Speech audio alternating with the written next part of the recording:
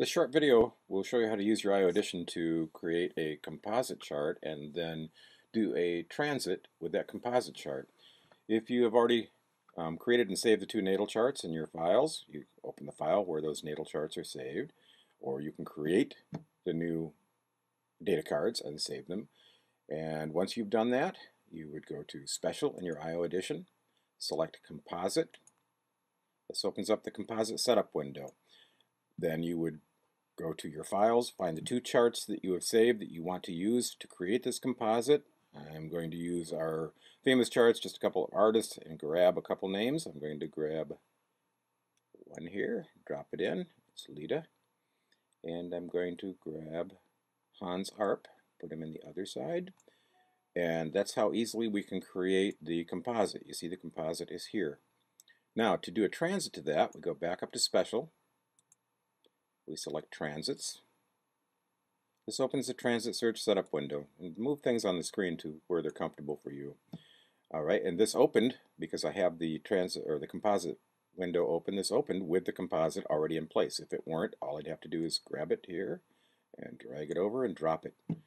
Now, you will enter the start date that you want.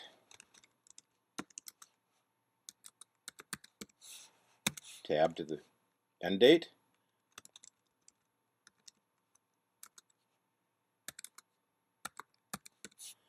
And remember, you want to set the time zone for the location relative to where the people are going to be for this period. In this case, we'll select PDT. All right, then we're going to select Transit to Natal. You see the dates are still in place, the time zone's proper. We're going to select the transiting points. Because we're doing a year, we will keep all the points.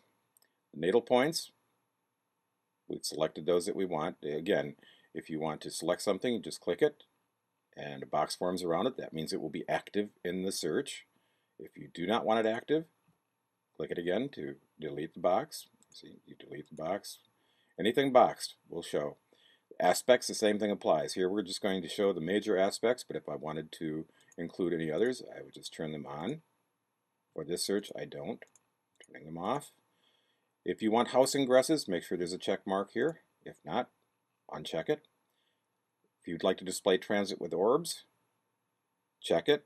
If you do not, uncheck it. Now, you notice with transit with orbs checked, I can change my orb settings. I can go from 1/2 degree to 2 degrees. In this case, I don't want to do transit with orbs, but if you do, again, make sure that it's checked. Then all I have to do is click List. And because it's a year, it's taking my computer just a minute. And we have a long list. Generally, if people do longer searches, they will exclude the inner planets because it can be crazy, but you may want them. So we have the list. To save this list, we would hit Command P on the keyboard. That opens the print dialog window, at the bottom left-hand corner, PDF, save as PDF. We would name this composite, whatever you'd like. And then we have to decide where we want to put it. You can put it wherever you choose. You can have a folder in Documents, a folder on your desktop, or just your desktop if you're going to send it off to someone or want to view it quickly.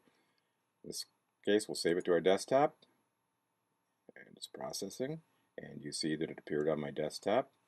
And then if you want the composite chart, we go back to the composite setup window, click on that to activate it, to make sure it's what's the program's being told we're creating a chart for. Select something under Favorites or under Designs. In this case, I'm going under Designs to A4, Aspects and Houses.